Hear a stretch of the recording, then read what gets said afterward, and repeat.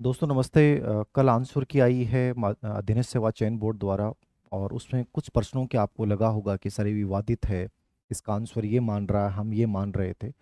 और नॉर्मली ये चाहे आरपीएससी आयोजित करे, चाहे अधीनस्थ सेवा चयन बोर्ड करे, चाहे सेंटर की कोई भी एग्जाम हो, ये अमूमन होता है कि हम कुछ और मानते हैं और वो बोर्ड उसकी आंसर की अलग जारी करता है। तो हर पेपर में 4 से 5 प्रश्न ऐसे होंगे जिसको लेकर आपके दिमाग में विभिन्न प्रकार के कॉन्फ्लिक्ट चल रहे होंगे कि क्या होगा क्या नहीं होगा। साइकोलॉजी के कुछ क्वेश्चंस, मुझे लगता नहीं कि मनोविज्ञान में ज़्यादा कोई डिफरेंस माना नहीं है। मनोविज्ञान में लगभग प्रश्नों को सही माना है। एक प्रश्न ज़्यादा सबसे अधिक मेरे पास जो पूछा गया, वो हिंदी में जो पूछा गया अदिति वाला, वो प्रश्न जरूर डिलीट हो सकता है। ये मैंने जब सॉल्यूशन करवाया था तब भी मैंने आपको बताया था कि इसमें दोनों आंसर अपनी जगह सही हैं, और मैं उसका भी बता दूंगा आप लोगों को। इसके अलावा भी साइकोलॉजी के कुछ प्रश्न आपने भेजे हैं। एक छोटा सा डिस्कशन मैं इसके माध्यम से कर रहा हूँ ताकि आपके मन में कन्फ्यूजन नहीं रहे कि क्या किस पे लगाना चाहिए।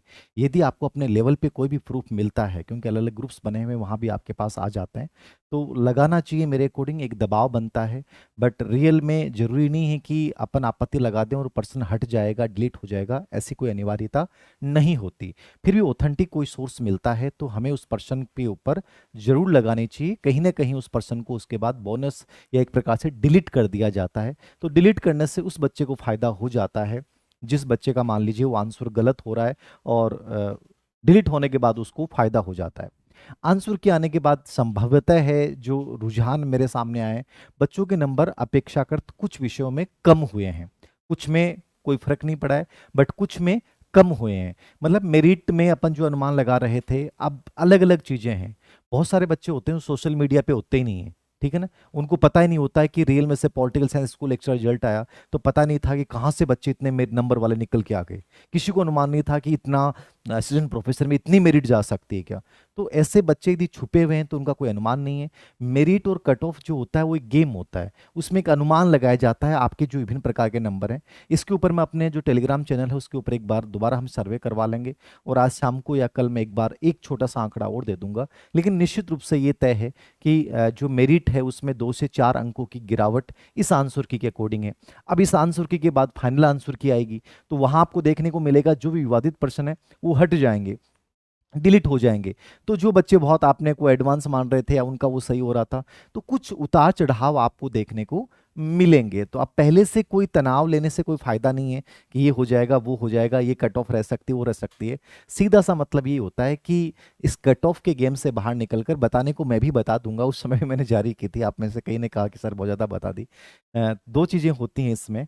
मेरी राय मानिए, हमेशा पेपर देने के बाद हमेशा अगली रणनीति या अगली तैयारी में जुट जाना चाहिए। कभी भी इस चीज में नहीं उलझना चाहिए, क्योंकि इसका आउटपुट जीरो आता है।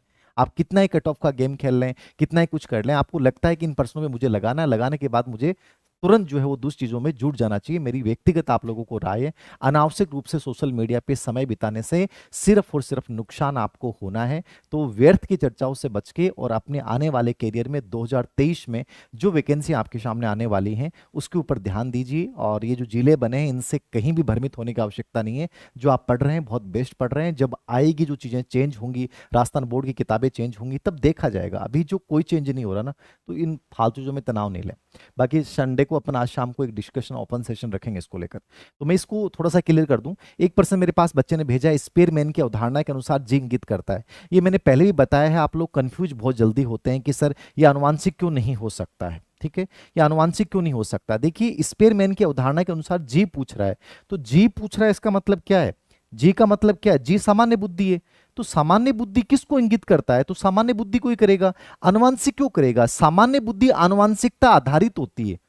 तो आनुवांशिकता आधारित होती है, वो अलग चीज हो गई, और ये चीज होना एक अलग चीज हो गई। तो इनमें कंफ्यूजन नहीं पालना चाहिए। 100% आंसर जो सी माना गया है सामान्य बुद्धि, वो एकदम सही माना गया है। मेरे अकॉर्डिंग इसके ऊपर आपको कोई आपत्ति लगाने की जरूरत नहीं है। फिर भी आप लगाना चाहें तो इस आधार पर लगा सकते हो कि साहब सामान्य बुद्धि भी तो आनुवांशिकता आधारित होती है, इसलिए कंफ्यूजन कर रहा है। आप बोर्ड के ऊपर मर्जी है, एक्सपर्ट पे डिपेंड करता है कि वो क्या मानता है, तो ये आपकी मर्जी है। बाकी रियल में इसका आंसर जो होगा ना वो सामान्य बुद्धि होगा। तो मेरी राय सी है। उसके बाद आप देखेंगे एक प्रश्न मेरे पास भेजा है, कौन सा आयाम गिलफोर्ड के द्वारा दिए गए बुद्धि प्रतिमान का आयाम नहीं है। ये प्रश्न आया था, पता नहीं कौन से पेपर में आया, मुझे नहीं पता। तो इसमें इन्होंने प्रक्रिया भी शब्द दे रखा है, संक्रिया भी दे रखा है, उत्पादन भी दे रखा है, विषय वस्तु भी दे रखा है। नॉर्मली अपन किताब में भी पढ़ेंगे तो संक्रिया दे रखा है, उत्पादन दे रखा है, विषय वस्तु, ये 3 मूल कारक होते हैं। लेकिन प्रक्रिया जो होता है वो संक्रिया का एक पार्ट होता है, ठीक है ना। एच.सी. वालिया की जो साइकोलॉजी किताब है, शिक्षा मनोविज्ञान की बुनियादें, उसमें स्पेशली इस बातों के लिए लिख रखा है कि प्रक्रिया भी संक्रिया का एक पार्ट होता है। यानी इसको अपन ऑपरेशन बोलते हैं संक्रिया को, मूल वर्ड रियल में संक्रिया ही है, मूल वर्ड संक्रिया ही है, लेकिन प्रक्रिया इसका पार्ट होता है। प्रोसेस को भी उसने बाकायदा ऑब्लिक लगा के लिख रखा है। तो मेरे अकॉर्डिंग ये प्रश्न डिलीट हो जाएगा। जिन बच्चों ने भी इस प्रश्न को किया है उसका मैं टेलीग्राम चैनल, आप याद रखना, इनके जो सही लग रहा है मुझे कि इन पे लगानी चाहिए, उसके टेलीग्राम चैनल अभी जस्ट इसके बाद मैं डाल दूंगा, DH5AV धीर सिंह धाबाई ऑफिशियल, जिसपे लगभग 1,46,000 सब्सक्राइबर हैं। सिर्फ वही हमारा ऑफिशियल चैनल है, ठीक है ना। उस पे कोई भी क्वेश्चंस वगैरह कुछ भी हम शेयर करते हैं रियल में ऑफिशियल, वो मेरे द्वारा होते हैं। बाकी किसी भी पर्सन के लिए मैं जिम्मेदार नहीं होता हूं। ये हमारा ऑफिशियल टेलीग्राम चैनल है, धीर सिंह धाबाई ऑफिशियल, 1.46 इस पे है, आप इस पे देख लीजिएगा, मैं डाल दूंगा, हर इंफॉर्मेशन इस पे आती है, याद रखना, ठीक है। तो ये ऑफिशियल चैनल है, इसी को आप फॉलो किया करें, याद रखना। तो संक्रिया जो है प्रक्रिया, ये प्रश्न मेरे अकॉर्डिंग डिलीट हो जाएगा, मैं भेज दूंगा आपको, ठीक है। तो ये इसमें दोनों ही सही हैं। उसके बाद देखिएगा अगला प्रश्न, ये मैं बात कर रहा हूं, रमेश को, यही प्रश्न काफी बच्चों का था कि रमेश को अपने पारिवारिक समारोह में भाग लेना पसंद नहीं है और उदासीन रखना भी नहीं चाहता है, यहाँ संघर्ष है। नॉर्मली क्या होता है, परीक्षा का प्रेशर होता है, तो कई बार मैं भी, जैसे मेरे से भी गलतियां हो जाती हैं समझने में। पारिवारिक समारोह में भाग लेना पसंद नहीं और उदासीन भी रखना नहीं चाहता, ठीक है। तो देखने में ऐसा लग रहा है कि ये परिहार है, और ये क्या लग रहा है, उदासीन नहीं रखना चाहता, इसका मतलब ये उपागम है। लेकिन यदि इसके अंदर की लैंग्वेज को अपन समझेंगे तो ये दोनों ही क्या है, परिहार हैं, ठीक है ना। दोनों ही ये चीजें, दोनों में ही से दूर भागना चाहता है, मतलब ये दूर भागना चाह रहा है, ये उदासीन रखना भी नहीं चाहता है और पारिवारिक समारोह में भाग लेना भी नहीं चाहता है। बच्चा इंजीनियरिंग परीक्षा में भाग लेना भी नहीं चाहता है और माता पिता को नाराज करना भी नहीं चाहता। ऐसा प्रश्न पहले एक एग्जाम में आया था, उसका आंसर इन्होंने परिहार परिहार माना था। तो इन दोनों में नहीं की वजह से आंसर इसने क्या माना है, परिहार परिहार। यदि इसमें ऑप्शन ये भी होता ना परिहार उपागम, परिहार उपागम ऑप्शन भी नहीं है, इसमें ऑप्शन एक उपागम परिहार दे रखा है, यानी पॉजिटिव पहला, तो पहला पॉजिटिव नहीं है। तो ये कहीं ना कहीं कंफ्यूजन आपको ज्यादा कर रहा होगा। बाकी यदि आप इसके ऊपर आपत्ति लगाना चाहें तो केवल इस आधार पे लगा सकते हैं कि वो दोनों चीजों से दूर भागना चाहता है, वो परिहार परिहार होता है। लेकिन इसमें जो दूसरी लाइन है उसमें कहता है कि उदासीन रखना नहीं चाहता अपनी माता को, ठीक है ना। भाग लेना तो पसंद नहीं, पर उदासीन रखना नहीं चाहता, इस आधार पर लगा सकते हो। बाकी इसकी इंटरनल लैंग्वेज और पूर्व एग्जाम में जो प्रश्न आया उसका आंसर ऐसा ही, एक ऐसा प्रश्न पूछा गया था सीटेट में और उसका आंसर माना गया है परिहार परिहार। तो आप इसको अवॉइड कर सकते हैं मेरे अकॉर्डिंग। उसके बाद देख लेना आप, अगला प्रश्न है, कौन सी क्रिया, क्रिया प्रस्तुत अनुबंधन की प्रक्रिया संबंधित नहीं है। बच्चों ने प्रश्न भेजा, इसके अकॉर्डिंग मेरे अकॉर्डिंग इसका आंसर एकदम सही माना है कि अंतर्नोद, चूंकि पुनर्बलन जहां होगा वहां अंतर्नोद, कॉमन सेंस है, याद रखना, पुनर्बलन होगा वहां अंतर्नोद 100% होगा, तो केंद्रीय अवधारणा है। और क्रिया प्रस्तुत अनुक्रिया तब तक नहीं करेगा जब तक वो भूखा नहीं होगा, याद रखना, ठीक है ना। तो कहीं ना कहीं अंतर्नोद जरूरी है कि यदि कबूतर भूखा नहीं होगा तो वो क्यों चोंच मारेगा, क्यों प्रयास करेगा। तो अंतर्नोद तो हर जगह है, व्यवहारवादी सिद्धांतों में सब में अंतर्नोद आएगा, याद रखना, ठीक है। पुनर्बलन की बात की है, सेपिंग किसने बात की है, अनुकरण की बात नहीं की, अनुक्रिया की इसने बात की है, बट अनुकरण की बात नहीं की, अनुकरण की बात बांडुरा ने की है। तो इसने एकदम सही आंसर माना है, अनुकरण नहीं होगा, बाकी तो सेम वर्ड है। तो इसको आपको लेकर कहीं भी कोई रिट लगाने की आवश्यकता नहीं है। एक लेवल फेस्ट में प्रश्न था, विद्यालय पाठ्यक्रम के विषयों के शिक्षण व अधिगम में खोज उपागम के उपयोग को लोकप्रिय बनाने का श्रेय किसको जाता है। इसको लेकर यह था कि सर जेरोम ब्रूनर होना चाहिए या आर्मस्ट्रॉन्ग होना चाहिए। नॉर्मली अपन देखते हैं कि खोज उपागम या ह्यूरिस्टिक उत्पादक जब आता है तो वो कौन आता है, आर्मस्ट्रॉन्ग आता है, ठीक है। आप केवल इस आधार पर लगा सकते हो। लेकिन ये जो भाषा है विद्यालय पाठ्यक्रम के विषयों में शिक्षण और अधिगम में, तो विद्यालय पाठ्यक्रम के विषयों में शिक्षण अधिगम में इंपॉर्टेंट जेरोम ब्रूनर ने माना था और डिस्कवरी लर्निंग स्पेशलिस्ट ने लिख रखा है। तो डिस्कवरी लर्निंग अन्वेषण अधिगम किसने दिया था, जेरोम ब्रूनर ने। अब आप इसके इस आधार पर लगा सकते हो कि सर आर्मस्ट्रॉन्ग ने भी तो अन्वेषण उपागम दिया है, खोज उपागम दिया है। ये सेम लैंग्वेज आपको नहीं मिलेगी, बट शैक्षिक तकनीकी की जो किताब है मंगल की, उस किताब में ये जरूर लिख रखा है डिस्कवरी और अन्वेषण उपागम, आर्मस्ट्रॉन्ग। तो आप इस आधार के ऊपर रीट लगा सकते हैं, मैं भेज दूंगा टेलीग्राम चैनल के ऊपर, ठीक है, कि डिस्कवरी उपागम की यहां उल्लेख की गई है। डिस्कवरी उपागम यद्यपि जेरोम ब्रूनर ने भी दिया है, लेकिन डिस्कवरी उपागम अन्वेषण उपागम की चर्चा आर्मस्ट्रॉन्ग ने भी की है। लैंग्वेज आपको सेम मिले ना मिले, लेकिन इस आधार पर यदि आप लगाना चाहें तो इसका आंसर लगा दीजिएगा। तो ये दोनों में कंफ्यूजन को लेकर हो सकता है बोर्ड इसको डिलीट मान ले, तो आप लगाना चाहें तो मैं भेज दूंगा टेलीग्राम पे, देख लीजिएगा। ये सबसे ज्यादा विवादित प्रश्न है, जिसको लेकर बच्चों का सबसे अधिक कंफ्यूजन है कि सर इस प्रश्न का बताएं। सबसे अधिक मैसेज मेरा इस प्रश्न को लेकर आया है। अदिति प्रातःकालीन कक्षा में जाने के कारण नाश्ता कभी कभी कर पाती है, पेट खाली रहने व पेट में गिड़गिड़ाहट होने से उसे खाने की इच्छा होती है। ये निम्नलिखित में से किसका उदाहरण है? तो जब मैंने हल करवाया था तभी बताया था कि इसका आंसर अंतर्नोद भी सही है और इसमें आवश्यकता भी सही लग रहा है। आवश्यकता इसलिए सही लग रहा है, स्पेशली एस की जो मंगल की किताब है शिक्षा मनोविज्ञान, उसमें स्पेशली इस चीज को लिखा है, खाने की इच्छा। इच्छा जो वर्ड आता है वो हमेशा किस में आता है? आवश्यकता में आता है। किस में आता है? आवश्यकता में। तो इस आधार पे मैंने कहा था आंसर अंतर्नोद ड्राइव भी, क्योंकि कार्य करने की इच्छा, ये ड्राइव का, ये कार्य करने के लिए प्रेरित जो करता है वो ड्राइव करता है, लेकिन इच्छा वर्ड को इसने आवश्यकता में डिफाइन कर रखा है। तो आप इस आधार पे उस किताब का लगा दीजिएगा, मैं भी टेलीग्राम चैनल पे इसको सेंड कर दूंगा, आप देख लीजिएगा। ये पर्सन मेरे अकॉर्डिंग जो है वो चाहे डिलीट हो जाए, कुछ भी हो जाए, डिलीट हो जाएगा, मतलब आंसर चेंज नहीं होगा, डिलीट होगा। ऐसे प्रश्नों में विवादित जो होता है तो ये आपके बोनस हो सकता है, ठीक है, डिलीट हो जाएगा। तो इसको हम भेज दूंगा अभी। फिर देखना, एक पर्सन मेरे को बच्चे ने भेजा है, ये साइकोलॉजी में तो नहीं आया था शायद, ये कोई और मेथड्स में आया था, कैसे आया था मुझे नहीं पता, एसएसटी में कोई पेपर में पूछा था।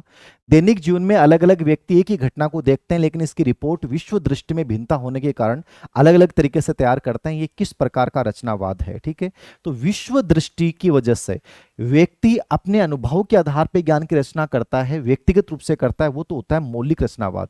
विश्व दृष्टि मतलब पूरे विश्व उसको अलग अलग रूप से देखता है, तो विश्व में क्या विविध संस्कृतियां हैं, इसलिए इसका आंसर इन्होंने क्या माना है? सांस्कृतिक रचनावाद माना है। तो निश्चित रूप से आंसर सही है, याद रखना। यदि ज्ञान व्यक्तिगत रूप से होता, यदि विश्व दृष्टि ऑप्शन में नहीं होता, तो इसका आंसर मौलिक रचनावाद सही होता, बट यहाँ सांस्कृतिक रचनावाद ज्यादा सही होगा। ये भी कोई साइकोलॉजी में शायद ये प्रश्न नहीं पूछा है, वैसे कोई एसएसटी में ऐसा कुछ प्रश्न आया हुआ है, तो इस पे रहने दीजिएगा। एक पर्सन ये भी मेरे को किसी बच्चे ने भेजा है, किसमें आया मुझे नहीं पता, ये भी साइकोलॉजी में तो नहीं आया।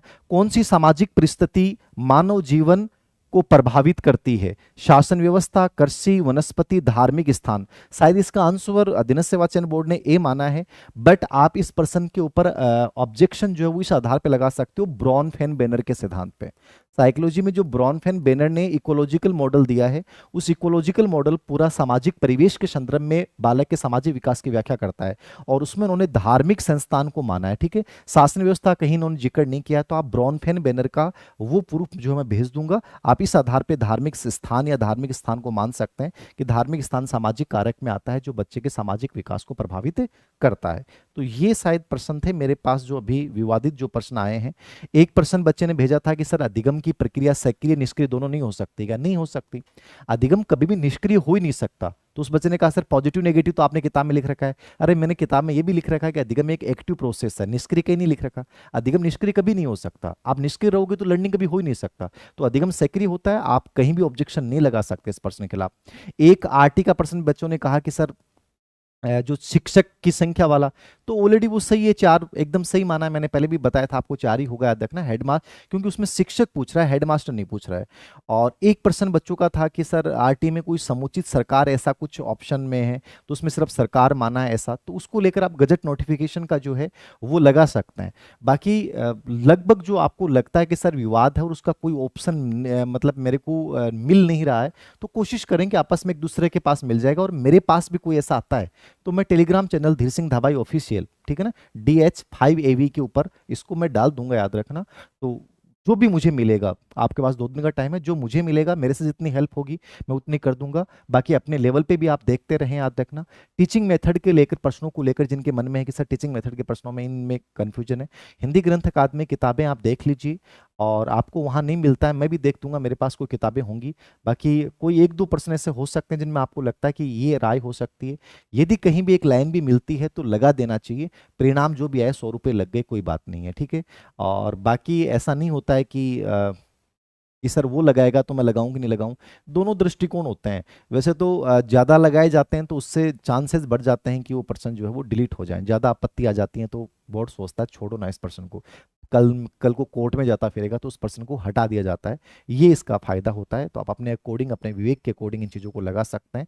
मैं इनके जो मुझे लगता है कि उचित हैं, जिनके ऊपर आपको लगानी चाहिए, मैं उनका भी PDF टेलीग्राम चैनल पे शेयर कर दूंगा। Thank you.